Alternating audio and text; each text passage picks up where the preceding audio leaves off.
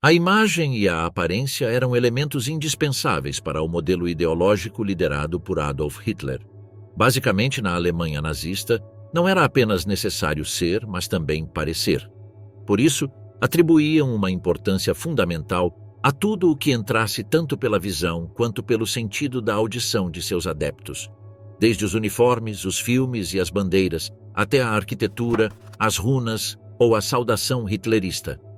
Milhares de elementos coexistiam em um plano minuciosamente supervisionado para seu funcionamento ótimo. Propaganda. Nessa mesma linha de coerência, as autoridades do Partido Nacional Socialista implementaram um plano popularmente conhecido como propaganda nazista. Tratava-se de um modelo que consistia em demonizar os inimigos do partido nazista, em particular os judeus e os comunistas. Eles buscavam persuadir seus seguidores com uma série de princípios e lemas que constituíam as crenças do Partido Nacional Socialista. Um dos slogans mais repetidos pela propaganda nazista era Blut und Boden, que em português se traduz como sangue e solo. Esta expressão remetia ao ideal que estabelecia um organismo nacional radicalmente definido, unido a uma zona de assentamento. Assim, os nazistas deixavam claro sua evocação por uma raça ariana e pura, juntamente com o tipo de território que buscavam conquistar. Outro dos preceitos base da ideologia nazista era o Führerprinzip, ou seja, o princípio do líder. Tratava-se de um conceito que enaltecia a figura do Supremo, neste caso a de Adolf Hitler. Segundo o Führerprinzip, cada hierarca tinha responsabilidade absoluta em e para sua própria área de autoridade. Seus subordinados deviam total obediência a ele. As autoridades nazistas tomaram o conceito de Volksgemeinschaft, criado por Ferdinand Tönnies, no ano de 1887. Esta expressão se traduzia como comunidade popular e remetia ao ideal de uma sociedade livre de conflitos, sob os efeitos da harmonia contra as barreiras de classe. No entanto, Hitler moldou esse conceito para referi-lo a uma noção central do pensamento nacional socialista.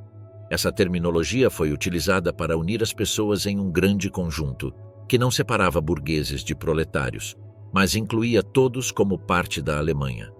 Por meio da propaganda nazista, o Terceiro Reich deixava claro seu fervoroso desejo de alcançar uma raça ariana e superior que dominasse o mundo. Eles acreditavam que as características, habilidades, atitudes e comportamentos de uma pessoa eram determinados por sua constituição racial. Segundo essa teoria, fundada em ideias darwinistas sociais da Alemanha do final do século XIX, os grupos, raças ou povos possuíam traços inerentes e imutáveis que eram transmitidos de geração em geração. Desta forma, nenhum ser humano poderia superar ou se separar das qualidades inatas de sua raça. Essas características herdadas não estavam relacionadas apenas à aparência física, mas influenciavam categoricamente a vida mental, os modos de pensar, as habilidades criativas, a inteligência, o gosto, a destreza militar, a valorização da cultura e a força física. Um dos principais pilares dessa teoria baseava-se na sobrevivência do mais apto. Isso referia-se à sua capacidade de se reproduzir e multiplicar, acumular terras para sustentar e alimentar sua população e manter a pureza do patrimônio genético. Em seu livro Mein Kampf, que por si só era um manifesto atravessado pela propaganda, Hitler encarregou-se de explicar a importância da propaganda em seus planos de governo. Segundo o que está escrito em alguns de seus parágrafos, a propaganda deve sempre se dirigir às amplas massas populares. Toda a propaganda deve ser apresentada de forma popular e deve estabelecer seu nível intelectual para não estar acima da cabeça do menos intelectual dentre aqueles a quem é dirigida. A arte da propaganda consiste precisamente em saber despertar a imaginação do público, apelando aos seus sentimentos, em encontrar a forma psicológica adequada que capte a atenção e o coração das massas nacionais. A propaganda não deve investigar a verdade objetivamente e, na medida em que seja favorável à outra parte, apresentá-la segundo as regras teóricas da justiça. No entanto, deve apresentar apenas aquele aspecto da verdade que seja favorável ao seu próprio lado. No ano de 1933, após o Partido Nacional Socialista assumir o poder, o Führer estabeleceu o Ministério do Reich para o Esclarecimento Público e Propaganda, chefiado por Joseph Goebbels. O objetivo deste era assegurar que a mensagem fosse comunicada com sucesso por meio da arte, da música, do teatro, do cinema, do rádio, dos livros, da imprensa e dos materiais educacionais. Em consonância com as estratégias propagandísticas, o Terceiro Reich encarregou-se de glorificar a figura do Führer, colocando sua imagem em cartões postais, cartazes e na imprensa. Além disso, transmitiam os discursos nazistas pelo rádio e por alto-falantes públicos. A plataforma nazista organizava enormes manifestações onde o Partido Nacional Socialista era celebrado. Grupos como a Juventude Hitlerista ou a Liga de Moças Alemãs começaram a crescer e encarregaram-se de espalhar a ideologia entre as massas populares. Parte do funcionamento da propaganda era regido pela censura. É por isso que eles tiveram que fechar ou controlar os jornais, as rádios e os noticiários cinematográficos que eram contra o nazismo. De fato, baixaram os preços dos rádios para que mais pessoas pudessem comprá-los e, assim, ouvir as ideias nacional-socialistas. Além disso, supervisionaram o conteúdo das cartas que os soldados escreviam para seus parentes. Também proibiram e queimaram livros classificados como anti-alemães. No ano de 1939, no início da Segunda Guerra Mundial, o regime nazista declarou ilegal ouvir transmissões de rádio estrangeiras. Claramente, isso foi uma tentativa de controlar as informações que os cidadãos alemães recebiam sobre a guerra. Um dos temas mais recorrentes na propaganda nazista era o ódio aos judeus. Para que a perseguição fosse aceita publicamente, os propagandistas nazistas encarregaram-se de apresentar os judeus como uma ameaça biológica para a Alemanha. Eles foram qualificados como estranhos, parasitas e responsáveis pela degeneração cultural, política e econômica. Os efeitos da propaganda foram tais que os estudantes queimaram livros, obras de arte e composições musicais criadas por pessoas que professavam a religião judaica. Além disso, foram acusados de espalhar doenças e pragas. De fato, exibiram filmes educativos nas escolas, nos quais acusavam os judeus de terem inundado o território alemão com tifo e piolhos. Por isso, os nazistas implementaram supostas políticas de higiene racial para proteger a população não judaica. Uma dessas medidas baseou-se na criação de guetos, onde centenas de milhares de homens e mulheres judeus foram aprisionados. Cinema. Um dos modos de propaganda mais eficazes do nazismo foi a cinematografia. Estima-se que, desde a chegada de Hitler ao poder, foram rodados mais de 1.200 filmes. Neles, costumava-se retratar a superioridade do poderio militar alemão, a maldade de seus inimigos e a imperfeição racial subhumana dos judeus, que eram acusados de se infiltrarem na sociedade ariana. O Triunfo da Vontade foi um dos longas-metragens de propaganda mais evidentes da Segunda Guerra Mundial. Rodado no ano de 1934, buscava enaltecer a figura de Hitler e seu papel fundamental para colocar a Alemanha no pedestal da liderança global. Este documentário incluía imagens do congresso realizado em Nuremberg, desfiles de membros uniformizados e discursos tanto do Führer quanto de outros funcionários de alto escalão. Colocando o chanceler como uma espécie de messias, o filme pretendia mostrar que, sob seu mandato à frente do governo, a nação alemã voltaria a ser a maior potência mundial. Além disso, sugeria-se indiretamente a submissão da vontade dos indivíduos ao seu líder. Intencionalmente, a diretora Leni Riefenstahl buscou fixar linhas programáticas e bases ideológicas do nazismo, o desprezo pelos direitos humanos e a aceitação de limitar as liberdades individuais. Antes de rodar este filme, Riefenstahl havia dirigido o filme A Luz Azul, o que provocou a fervorosa admiração do Führer, que não hesitou em contratá-la para dar vida a este documentário. De fato, existiram algumas fontes que a ligaram intimamente não apenas a Hitler, mas também a Joseph Goebbels. A ligação direta com Riefenstahl ajudou a disponibilizar infinitos recursos técnicos e financeiros.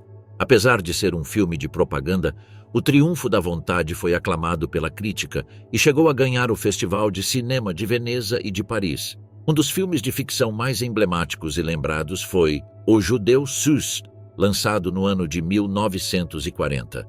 Este filme narrava a história de Sus Oppenheimer, que no ano de 1738 assumiu o poder no Ducado de Württemberg.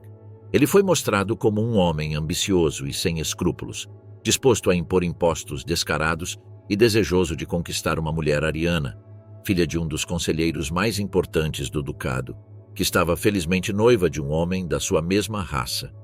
Neste filme, pouco se pode apreciar sobre a trama, sendo mais uma sucessão de debates sobre quem é mais inteligente e hábil, se o judeu ou o ariano. O semita é mostrado como um tirano com ânsias de perverter o sistema para o benefício exclusivo de sua comunidade. Este longa-metragem não era mais do que um manual propagandístico que não só mostrava a inferioridade racial dos judeus, mas também buscava sua estigmatização através da cobiça, da avareza e de seu gene quase diabólico. Heinrich Himmler, Reichsführer da Schutzstaffel, ordenou que o filme fosse exibido nas unidades da SS que deviam enfrentar os judeus. Ele também enviou a fita para zonas de populações arianas, onde os semitas estavam prestes a serem deportados. Vale destacar que os figurantes que aparecem no filme eram habitantes dos guetos de Praga e Lublin, que foram obrigados a atuar. De fato, foram os únicos judeus que puderam conhecer o mínimo detalhe deste filme, pois era-lhes terminantemente proibida a entrada nas salas de cinema. Na hora de sua filmagem, foi realmente difícil encontrar um ator que quisesse interpretar o protagonista. Depois de receber várias recusas, foi Ferdinand Marian quem, a contragosto, aceitou o papel. Após o fim da guerra, Marian foi sancionado pelas autoridades aliadas e proibido de continuar sua carreira de ator. No ano de 1946, após conseguir a documentação de desnazificação que lhe permitia voltar a atuar, Marian morreu em um acidente de trânsito sob o efeito do álcool.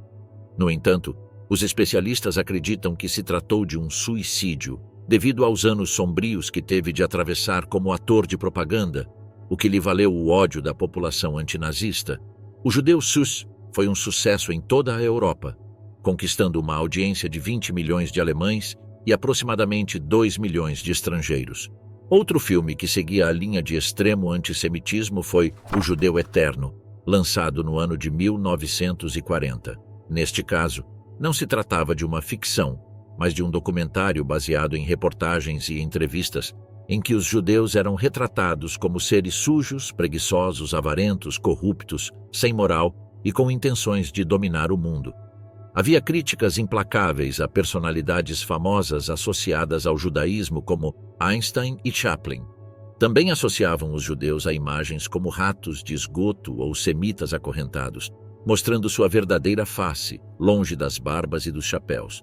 Uma das cenas mais repugnantes, que chegou a ser censurada nas projeções exibidas para crianças, acontecia em um matadouro, onde açougueiros judeus sangravam selvagemente uma vaca para obter sua carne kosher.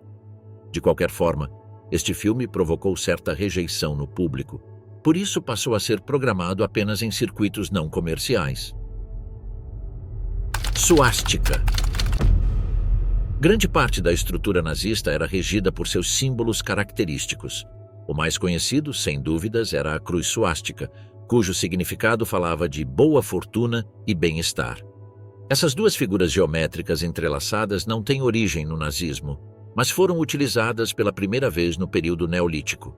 Segundo especialistas, acredita-se que, graças a esse símbolo, era possível representar o deslocamento do Sol no céu.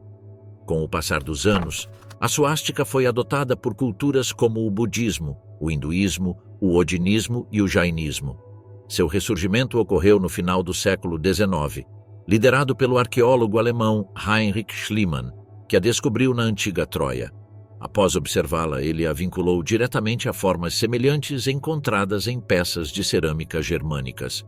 No início do século XX, a suástica tornou-se popular na Europa como símbolo de boa sorte e bons presságios, devido à sua semelhança com o trevo de 4 folhas. As empresas a utilizavam como logotipo, servia de ornamento para anúncios de nascimento e cartões de felicitação. Até os escoteiros americanos podiam conseguir distintivos com a suástica, e marcas como Coca-Cola e Carlsberg comercializavam produtos utilizando esse símbolo. No entanto, o movimento Völkisch da Alemanha atribuiu a esse símbolo um significado de identidade ariana e orgulho nacionalista. Certamente foi essa última interpretação que levou Hitler e seus aliados a adotá-la no ano de 1920 como símbolo principal. O objetivo de usar a suástica era criar uma imagem que pudesse gerar orgulho entre os alemães que se consideravam arianos. Consequentemente, também causou terror entre seus inimigos e vítimas. Bandeiras. A cruz suástica, além de ser o símbolo favorito, foi o elemento fundamental da característica bandeira nazista. Em Minha Luta, Adolf Hitler escreveu: "Eu mesmo, depois de inúmeras tentativas, estabeleci a forma final, uma bandeira com fundo vermelho, um disco branco e uma suástica preta no centro. Depois de longos testes, também encontrei a proporção definitiva entre o tamanho da bandeira e o tamanho do disco branco, assim como a forma e a espessura da suástica." De acordo com James Skidmore, diretor do Waterloo Center for German Studies, Hitler estava convencido de que um símbolo poderoso uniria as massas à sua causa xenofóbica. Com uma suástica preta inclinada 45 graus sobre um círculo branco, sobre um fundo vermelho, a bandeira nazista modernizava o antigo símbolo, ao mesmo tempo em que evocava as cores do recém-derrotado Império Alemão. No entanto, o Terceiro Reich usava outras bandeiras. Uma delas era a bandeira de guerra, conhecida como Reichskriegsflagge, que apresentava uma cruz escandinava com uma suástica no centro e a cruz de ferro em um dos cantos. Seu uso está diretamente relacionado à Kriegsmarine, a marinha nazista. Outra bandeira semelhante era a bandeira colonial, denominada Flagge des Reichskolonialbundes. Era semelhante à anterior, mas no canto, em vez de uma cruz de ferro, havia uma cruz do sul. Runas. Outro símbolo famoso dos nazistas eram as runas, derivadas do alfabeto rúnico. Essas letras eram usadas para escrever as línguas germânicas, principalmente na Escandinávia, em várias ilhas britânicas e na Europa Central. Guido von List, um dos mais importantes representantes do misticismo e do regeneracionismo do paganismo germânico, no final do século XIX, despertou nos nazistas uma fascinação pelas runas. No ano de 1908, ele publicou O Segredo das Runas, no qual expôs um conjunto de 18 runas concebidas como oráculos, chamadas de runas Armanen. As runas em si não representavam nenhuma ideologia política. Foram Hitler e seus aliados que lhes atribuíram tal conotação. Sem dúvida, as runas mais conhecidas são as da SS Schutzstaffel. Esses símbolos, com certa semelhança a uma letra S ou a um raio, recebem o nome de Sieg ou Siegrune, que remetem ao conceito de vitória. Esse emblema da SS foi adaptado por Walter Heck no ano de 1933. O símbolo tinha um duplo significado. Além de representar uma facção do nazismo, nele podia-se ler um grito de vitória, vitória. Durante o regime do Führer, uma tecla adicional foi acrescentada às máquinas de escrever, para que os usuários pudessem escrever o duplo Sieg com apenas um toque. Cores. Para seus diversos símbolos, Hitler escolheu a combinação de 3 cores. Cada uma delas tinha uma intenção e um significado. O vermelho era direcionado ao eleitorado operário. Segundo os historiadores, Hitler era adepto do movimento operário e de sua simbologia. Nos primeiros anos, ele participou de uma manifestação social-democrata em Berlim, onde observou uma grande quantidade de bandeiras, braçadeiras e flores vermelhas. O uso do vermelho gerava uma certa ambiguidade e provocação, pois os cidadãos alemães viam como uma ideologia fascista se apropriava de uma cor, a princípio, associada à esquerda. Por sua vez, as cores branco e preto foram escolhidas para neutralizar os estratos de direita e conservadores, pois estavam associados às bandeiras imperiais. Segundo o autor Jesus Casquete, qualquer contemporâneo saberia relacionar a escolha de Hitler dessas cores com a bandeira imperial, atribuída a Bismarck, que combinava o preto e o branco da bandeira prussiana com o branco e o vermelho das cidades hanseáticas. Segundo as próprias palavras de Adolf Hitler, no vermelho, vemos a ideia social do movimento, no branco, a ideia nacionalista. Saudação. Outro pilar fundamental, segundo o modelo ideológico nazista, foi a saudação conhecida como Heil Hitler. O termo Heil aludia à saúde, à cura e aos bons desejos. Desta forma, a frase pretendia expressar votos contínuos de bem-estar para o Führer, além de uma possível invocação como uma espécie de ser supremo que poderia conceder saúde a quem o recebesse. Como a saudação tradicional sempre foi "Vá com Deus", o objetivo era colocar Hitler em uma posição onipresente e divina, sempre mencionado na terceira pessoa, assim como Deus. Resumidamente, o cidadão comum perdia toda a sua individualidade, ficando o seu destino nas mãos de Hitler. No ano de 1933, logo que o Führer assumiu o poder, foi declarado obrigatório o uso do Heil Hitler entre os funcionários. Eles também deviam incluir essa expressão nas cartas ou mensagens, em vez de termos educados como atenciosamente ou cordialmente.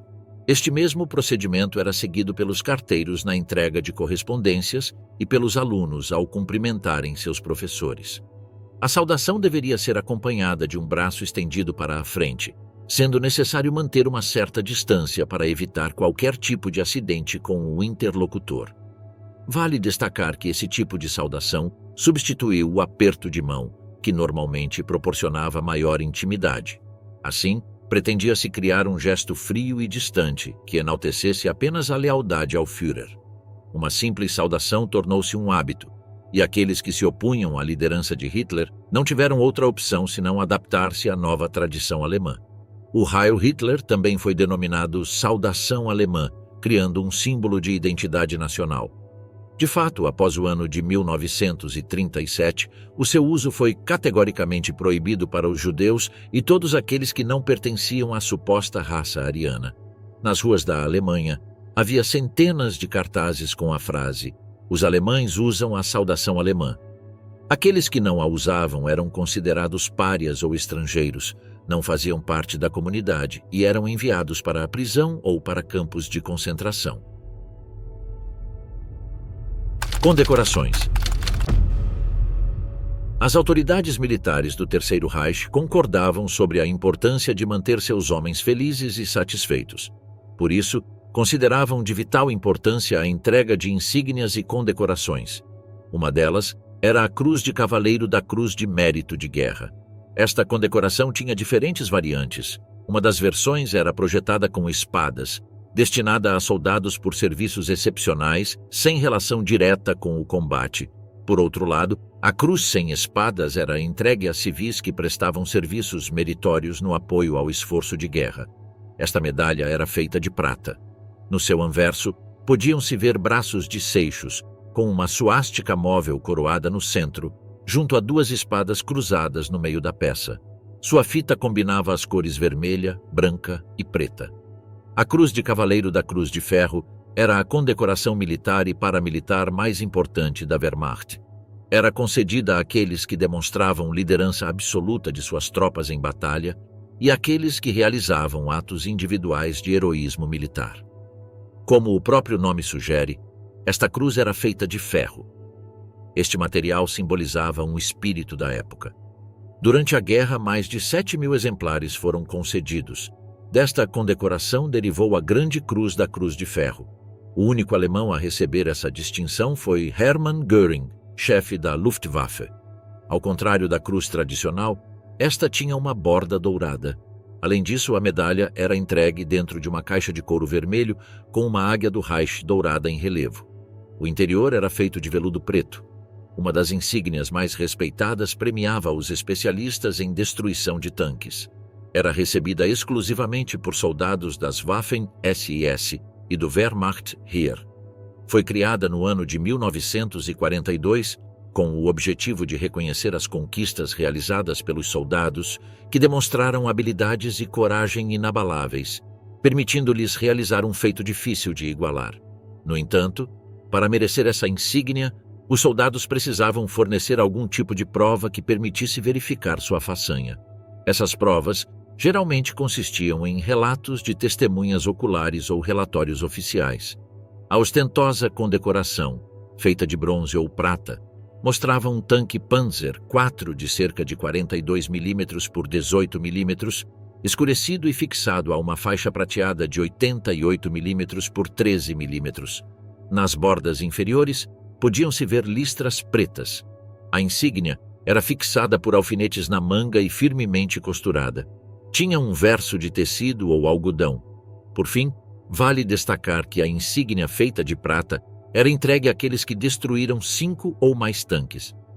Por outro lado, recebiam a de bronze aqueles que destruíram entre 3 e 4 tanques. Os membros da Marinha perseguiam a insígnia de guerra da artilharia naval, que era concedida ao pessoal das unidades terrestres antiaéreas e da artilharia naval. Para obter essa condecoração, criada pelo grande almirante Erich Raeder, era necessário cumprir certos requisitos. Cada tripulação precisava acumular 8 pontos. Aqueles que abatiam um avião de forma independente ganhavam 2 pontos. Aqueles que alcançavam o mesmo feito, mas em conjunto, recebiam 1 ponto. Por fim, recebiam meio ponto os homens que contribuíam para o sucesso sem manusear armas, como por exemplo operando refletores, o sistema de controle de incêndio ou servindo como operadores de rádio. Inicialmente, esta medalha foi feita de bronze, mas depois o níquel se tornou o material preferido. No entanto, no final da guerra e devido à falta de recursos, acabou sendo feita de metal usado na fabricação de panelas. A insígnia foi desenhada por Otto Placzek. Era conhecida por sua coroa exterior de louro adornada com folhas de carvalho e pela águia alemã colocada no topo, que exibia uma suástica sobre suas asas ligeiramente caídas. Arquitetura. Em conformidade com a reconstrução da Alemanha, Hitler considerava indispensável o redesenho da arquitetura. Para isso, contratou um arquiteto pessoal que pudesse cuidar de suas necessidades de construção. Seu nome era Albert Speer. Speer criou um tipo de arquitetura que servia para continuar a linha de propaganda. Para ele, a forma seguia a função. Em suas construções, buscava monumentalidade e um estilo alinhado à arquitetura clássica. Além disso, sua obra carecia de escala humana, conferindo às suas criações um senso de grandeza. O Führer via a arquitetura como a palavra em pedra, ou seja, através de colunas e escadarias, ele encontrava uma maneira de transmitir uma mensagem. Seus edifícios gigantescos eram feitos de aço, pedra e luz. Externamente, apresentavam uma notável ausência decorativa. Speer optou por um classicismo despojado, sem adornos que pudessem atrapalhar as fachadas. Segundo as palavras do próprio Führer, o objetivo da arquitetura e da tecnologia nazista deveria ser criar as ruínas que serão vistas daqui a 1000 anos, e assim superar a transitoriedade do mercado. No entanto, os edifícios contavam com alguns detalhes decorativos sutis: águias com bicos torcidos, frisos heróicos e esculturas. Também foram utilizados lemas ou citações do livro Mein Kampf, escrito por Hitler, ou até frases extraídas de seus discursos. Dependendo do tipo de construção, as mensagens abordavam temas como trabalho, maternidade, vida agrícola e outros valores. Alguns edifícios estatais contavam com figuras musculosas nuas, como por exemplo na entrada da chancelaria em Berlim. Este tipo de estátua transmitia um símbolo de força militar e política. Inspirando-se na arquitetura clássica dos gregos e romanos, Hitler deu prioridade à criação de edifícios públicos. Esse modelo de construção simbolizava ideias de estabilidade, eternidade e racismo, o clássico e o duradouro como estandartes fundamentais. A ideia de projetar edifícios grandiosos estava diretamente ligada a deixar uma marca indelével em quem os visse, garantindo que só de olhá-los se tornassem uma lembrança inesquecível. Além disso, seu tamanho buscava inspirar medo naqueles que não simpatizavam com o nazismo, ao mesmo tempo que gerava orgulho entre seus adeptos. A grandiosidade deveria inspirar os alemães sobre o seu próprio valor e confiança em si mesmos.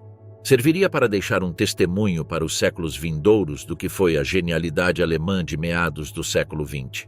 A inspiração romana foi evidente na colossal grandiosidade dessas representações, que serviam para intimidar o inimigo e magnificar sua própria grandeza. Dessa forma, arcos do triunfo, colunas e troféus foram erguidos.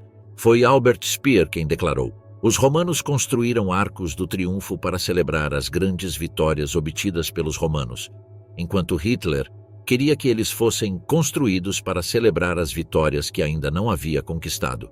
Speer queria falar às gerações futuras e, para isso, precisava levar em consideração os materiais a serem utilizados, que serviriam como uma indicação de como os edifícios evoluiriam ao longo do tempo.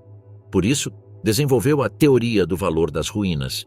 Isso significava que ele deveria usar certos materiais e respeitar algumas regras da física estática para a construção, de modo que, após milhares de anos, se assemelhassem às ruínas romanas. A arquitetura nazista aspirava a uma certa teatralidade em suas construções. Pretendia criar espaços que se fundissem com a massa popular, transformando cada local em um símbolo alemão. Grande importância foi também dada aos monumentos enormes localizados em espaços públicos. Um deles foi o Thingplatz, inspirado por um espaço de encontro ao ar livre criado pelos povos nórdicos e germânicos. Essas comunidades mantinham encontros nesses espaços tanto para assembleias volkisch quanto para apresentações teatrais. No ano de 1934, foi construído o primeiro Thingplatz nas proximidades da cidade de Halle. Embora estivesse planejada a construção de 1.200 espaços de reunião, apenas 45 foram construídos devido à baixa aceitação por parte da população alemã. Após o ano de 1936, esses locais foram substituídos de acordo com sua função original. Começaram a receber festivais, concertos folclóricos e peças de teatro. Após o término do conflito bélico, os Thingplatz foram usados para shows de rock e outros gêneros musicais. Speer e sua equipe usavam o simbolismo para dar um significado próximo à religião e aos mitos antigos. Uma das restaurações mais significativas foi a do castelo de Wewelsburg, que foi especialmente redesenhado para se tornar um local de culto para as SS. Heinrich Himmler colaborou para que isso fosse possível, pois queria transformá-lo em um centro ideológico-chave. Em suas próprias palavras, queria ter um castelo onde pudesse se reunir com seus líderes mais altos das SS. Outro caso é o do Campo Zeppelin, em Nuremberg. No ano de 1923, o campo foi usado como local de teste para máquinas voadoras projetadas por Ferdinand von Zeppelin, que faleceu em 1917 e foi homenageado ao nomear a área com seu nome. 10 anos após a sua construção, Hitler declarou Nuremberg a cidade dos congressos do Partido do Terceiro Reich, reunindo ali mais de 500 mil nacionalsocialistas uma vez por ano. Com o objetivo de abrigar um maior número de espectadores, no ano de 1934, Speer projetou e dirigiu a construção da tribuna Zeppelin. A já mencionada Chancelaria do Reich, em Berlim, teve início no ano de 1938, sob a supervisão de Speer. Hitler havia ordenado que ocupasse um quarteirão inteiro, integrasse a velha chancelaria com o Palácio Borsig, tivesse um grande parque interno e dispusesse de um quartel para a primeira divisão das Waffen-SS.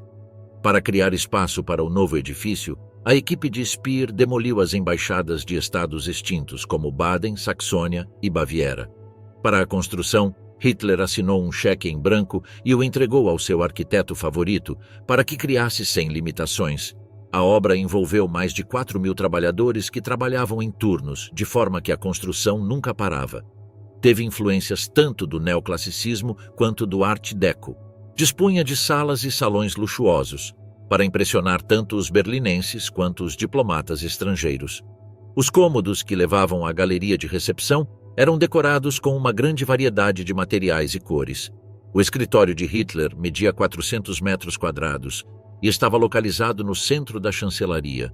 Tinha 3 níveis e um pátio de honra. No subsolo, localizava-se o Führerbunker, onde anos depois Adolf Hitler tiraria sua vida. São significativas as impressões que o próprio Speer descreveu em suas memórias. Da Wilhelmsplatz, um diplomata era conduzido pelos grandes portões de acesso ao pátio de honra. Após ser recebido no pórtico do pátio interno, passava para uma sala de recepção de tamanho médio, cujas portas duplas tinham quase 17 metros de altura e davam acesso a uma grande sala revestida de mosaico e mármore vermelho. Em seguida, subia vários níveis, atravessava uma sala redonda com teto abobadado e via diante de si uma grande galeria de 480 pés de comprimento. Hitler ficou particularmente impressionado com a minha galeria, pois era 2 vezes maior que a Galeria dos Espelhos no Palácio de Versalhes. Hitler estava encantado. Na longa caminhada da entrada até a sala de recepção, os estrangeiros terão uma ideia do poder e da grandeza do Reich alemão. Zrenia, disse ele. Nos meses seguintes, ele pediu para ver os planos várias vezes, mas interveio muito pouco nesse edifício, embora tenha sido projetado por ele pessoalmente. Ele me deixou trabalhar livremente. Quando a obra foi concluída, o cheque em branco que Hitler havia entregue a Speer valia nada menos que 90 milhões de Reichsmark, o que representava aproximadamente $1 bilhão. Outros edifícios estatais importantes que usavam essas mesmas características, mas que não foram dirigidos por Speer, incluíam o Ministério da Aeronáutica em Berlim, criado por Ernst Sagebiel, e a Escola Militar de Vogelsang, projetada por Clemens Klotz. Além disso, não faltaram obras arquitetônicas projetadas para o lazer. Elas foram projetadas por 2 renomados arquitetos alemães, Paul Ludwig Trust, que construiu o Führerbau e o Haus der Kunst, e Werner Marsch, criador do teatro no Bosque e do Estádio Olímpico de Berlim. A arquitetura residencial também passou por mudanças significativas. O objetivo era dissolver a metrópole e fazer o povo retornar ao campo, para se reconectar com as raízes nacionais e manter o contato contínuo com a terra. Para as autoridades nazistas, a cidade representava a morte de uma nação, devido à suposta destruição dos sentimentos patrióticos. Assim, Speer deu livre curso à construção de casas unifamiliares com jardins, que eram habitadas pela burguesia pois eram caras demais. Para descongestionar a metrópole, projetaram novas moradias menores com hortas. Desfile. O material cinematográfico que pôde ser preservado mostra a importância que o Partido Nazista dava aos desfiles e atos em massa. Um dos mais notáveis, que tanto alemães quanto soviéticos tentaram negar por décadas, foi o desfile em Brest-Litovsk. No entanto, a realidade é que no dia 22 de setembro de 1939, após a bem-sucedida invasão da Polônia, ambas as nações celebraram com um desfile sem precedentes. Devido ao pacto Ribbentrop-Molotov, no qual acordaram não atacar-se mutuamente e dividir o território polonês, as 2 nações não hesitaram em celebrar juntas a façanha. O desfile começou às 16 horas, e as tropas alemãs marcharam sob os arcos da vitória. Por sua vez, o 4º Batalhão da 29ª Brigada de Tanques da União Soviética foi o primeiro grupo a entrar na cidade. Durante a celebração, soviéticos e alemães prestaram homenagens uns aos outros. No entanto, estes não foram os únicos desfiles em que cooperaram. Eles também participaram de desfiles em outros países conquistados, escolhendo cidades como Grodno, Brest, Pinsk e Lviv. Uniformes. Outro aspecto fundamental na imagem dos homens que representavam o nazismo era o uniforme. No início, antes de Hitler chegar ao poder, a vestimenta dos homens era simples, semelhante à de civis. O distintivo era a braçadeira vermelha com a cruz suástica. Depois de alguns anos, adotaram uniformes marrons, aos quais adicionaram patches no colarinho que indicavam o posto e a unidade a que pertenciam. As insígnias eram pretas e tinham símbolos brancos, como estrelas, listras, folhas de carvalho e números. Ao mesmo tempo, listras escuras foram colocadas na parte inferior da manga esquerda, contendo um pedaço de tecido verde, vermelho ou azul, dependendo do grau do soldado.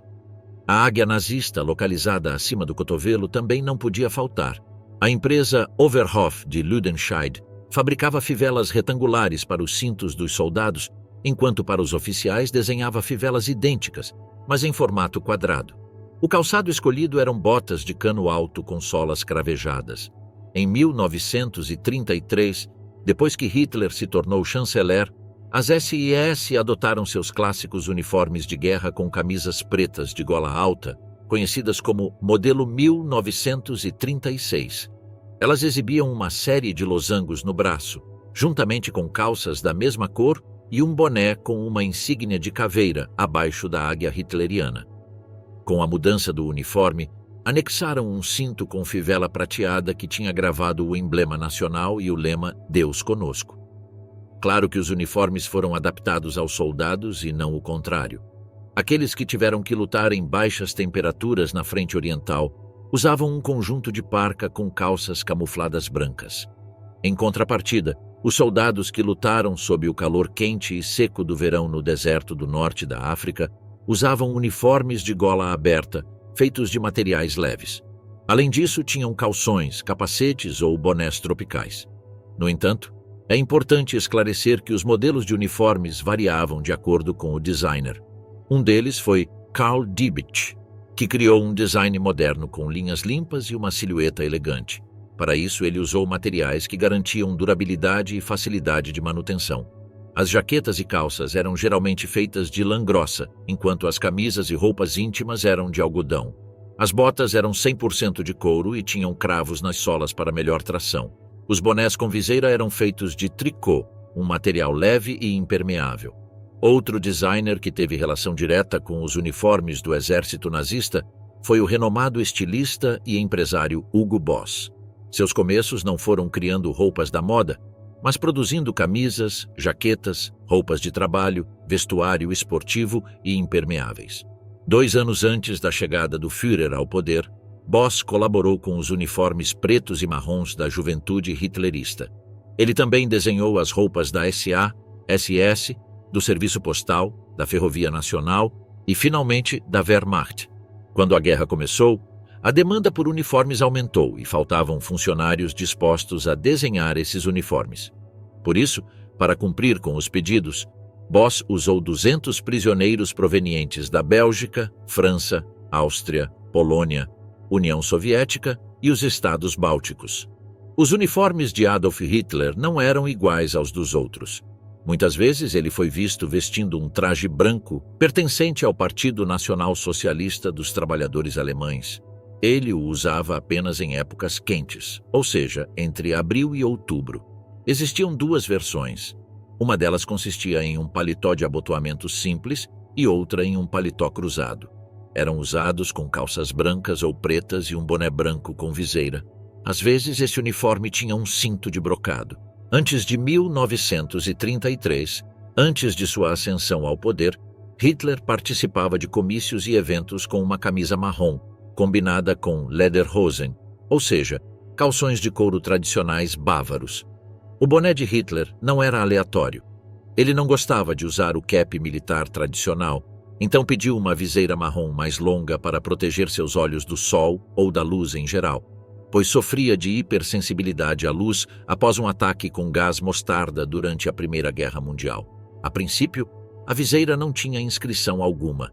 No início de 1938, adquiriu um boné de comandante supremo com uma coroa de ouro e lingotes dourados na frente. As fivelas de seu cinto variavam de acordo com a época ou o evento, tanto em marrom claro quanto escuro. De fato, às vezes ele usava as calças sem necessidade de ajustá-las. Após o início da Segunda Guerra Mundial, Hitler escolheu usar exclusivamente seu uniforme cinza de campanha do exército alemão, já que se considerava o primeiro soldado. De fato, ele vestia essas mesmas roupas durante sua vida privada. Não existem fotografias de Adolf Hitler com roupas civis. Seu uniforme podia variar em seu modelo padrão com cinto ou em um casaco cinza cruzado, com calças pretas e sem cinto. Nas memórias de Traudl Junge, uma das secretárias de Hitler desde 1942 até o final da guerra, ela confessou que o Führer usava suas habituais calças pretas, sobretudo cinza cruzado, camisa branca e gravata preta. Nunca o vi usando outra coisa. Seu casaco era sempre perfeitamente simples, com botões prateados, mas sem galões ou adornos. Ele só usava o emblema dourado do partido no lado esquerdo do peito, a cruz de ferro e a condecoração negra para os feridos. Penteado. O penteado de Adolf Hitler também não era aleatório. Sua limpeza e formato tinham a obrigação de inspirar tanto civis quanto oficiais e soldados. Era comum ver nas barbearias da Alemanha crianças e adultos pedindo ao barbeiro para fazer o corte do Führer. Assim, com uma navalha, ele fazia a famosa linha lateral com as bordas raspadas. Ao se cortar o cabelo, os homens selavam um pacto, como um rito de iniciação em que ofereciam sua alma ao Führer. Em relação ao bigode do chanceler alemão, existem várias explicações. Uma delas, considerada a mais provável, baseia-se na versão narrada por Alexander Frey, ex-companheiro durante a Primeira Guerra Mundial. Segundo seu relato, Hitler usava o bigode comprido porque isso cobria um aspecto desagradável de sua boca. Durante o conflito bélico, seus superiores lhe ordenaram que o cortasse para que pudesse usar corretamente a máscara de gás. Outros rumores indicam que nos anos 20, esse tipo de bigode estava na moda. Apesar de na década de 30 já não estar mais em voga, Hitler decidiu não raspá-lo para voltar a gerar tendência. Também se diz que o Führer admirava Gottfried Feder, um antigo ideólogo nazista que tinha esse mesmo bigode. Por último, alguns acreditam que ele quis imitar a ideia de um bigode único, como o de Lenin, mas com um toque próprio. Conclusão: na Alemanha de Adolf Hitler, nada era deixado ao acaso, e cada detalhe, por mais ínfimo que fosse, estava sob supervisão rigorosa, porque, como dissemos no início do vídeo, para ser, também é preciso parecer.